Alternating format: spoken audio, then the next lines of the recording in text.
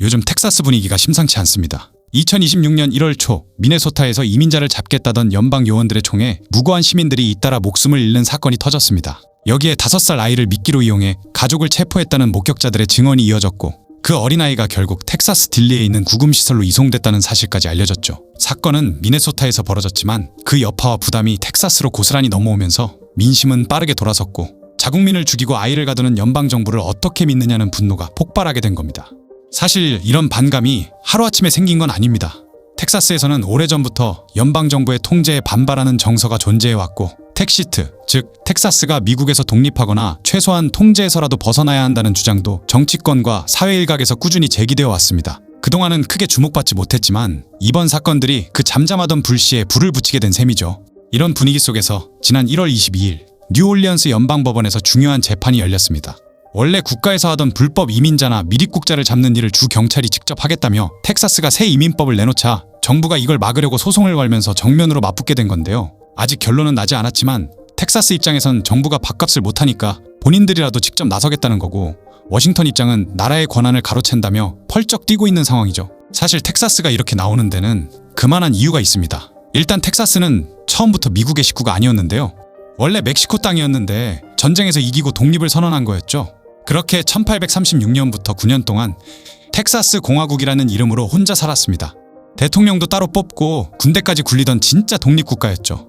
이후 1845년에 텍사스는 미국 의회의 합동 결의안에 따라 편입되게 됐습니다. 그런데 이 결의안에는 나중에 텍사스를 최대 5개의 주까지 쪼갤 수 있다는 특이한 내용이 들어있었는데요. 사실 당시 미국 정부도 텍사스가 영국 같은 다른 나라랑 편을 먹을까봐 조바심이 났던 건데 그래서 이런 파격적인 조건까지 다 들어준 거죠. 정부랑 합의만 된다면 상원의원을 10명까지 늘릴 수도 있다는 의미라 미국 정치권 전체가 긴장할 만한 내용입니다.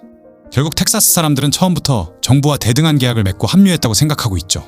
그래서 정부가 국경도 못 지켜주는데 우리가 왜 이 약속을 계속 지켜야 하느냐는 말이 나오는 겁니다. 단순히 감정의 골이 깊은 걸 넘어 한때 실제로 땅 위에 선이 그어졌던 장소가 있습니다. 바로 텍사스에 위치한 셀비파크인데요. 원래는 평범한 공원이었는데 여기가 미립국자들이 국경을 넘을 때 자주 이용하는 길목이다 보니 2024년 1월에 텍사스 주지사가 주방위군을 보내서 물리적 통제권을 완전히 장악해버립니다. 입구마다 날카로운 철조망을 칭칭 감고 원래 국경을 관리하던 연방 요원들조차 들어오지 못하게 꽉 막아버린 거죠. 현지 사람들은 여기서 연방 요원들이 쫓겨나는 걸 보면서 박수를 보냈습니다. 우리가 1년에 세금을 수천억 달러씩 내는데 정작 우리 집 앞마당이 불안할 때 정부는 어디 있었냐는 서운함이 극에 달한 거죠. 이런 민심의 방아쇠를 당긴 인물이 바로 텍사스 민족주의 운동의 회장 다니엘 밀러입니다. 2026년은 텍사스 독립운동이 단순한 구호를 넘어 표로 증명되는 실질적인 정치 세력으로 거듭나는 해라며 공화당을 강력하게 압박하고 있죠.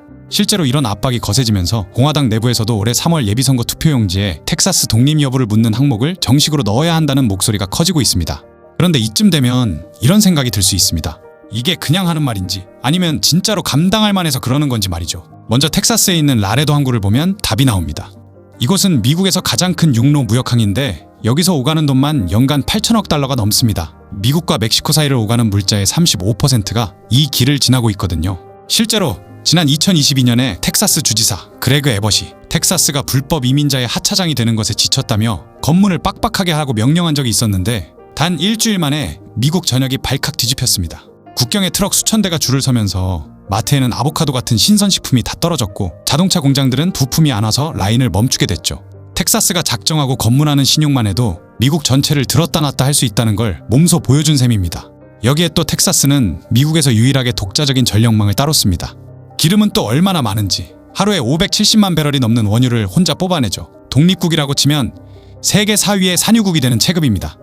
쉐브론 같은 거대 기업들이 캘리포니아를 떠나 휴스턴으로 본사를 옮기는 이유도 여기에 있습니다. 전기랑 기름 다 우리 거 쓰는데 워싱턴 눈치를 볼 이유가 있냐는 실리적인 배짱이 텍사스 전체를 감싸고 있죠. 무엇보다 놀라운 점은 텍사스 GDP는 약 2.7조 달러인데 만약에 독립하면 이탈리아와 러시아를 제치고 세계 8위권에 들어가는 엄청난 규모입니다. 이 정도 체급이 되다 보니 금융 역시 뉴욕에만 의존할 필요가 있느냐는 문제 제기가 나오기 시작했는데요. 당장 올해 7월 중에 댈러스의 텍사스 증권거래소가 출범을 앞두고 있는데 블랙록이나 시타델 같은 거대 자본들이 1억 달러 넘게 투자해서 만든 곳이죠. 여기에 텍사스는 금 담보 전자결제 시스템까지 준비 중입니다. 쉽게 말하면 그냥 금괴를 쌓아두는 게 아니라 내 금고에 든 금을 카드나 폰으로 긁어서 바로 결제하는 방식입니다. 마트에서 장을 볼 때 그날 금 시세에 맞춰서 실시간으로 계산이 되는 거죠. 결국 연방정부의 달러 시스템에서 벗어나 우리끼리 먹고 살 수 있는 독자적인 화폐망을 깐 셈입니다. 물론 법적으로 보면 텍사스가 당장 미국에서 나가는 게 현실적으로 어렵기는 합니다.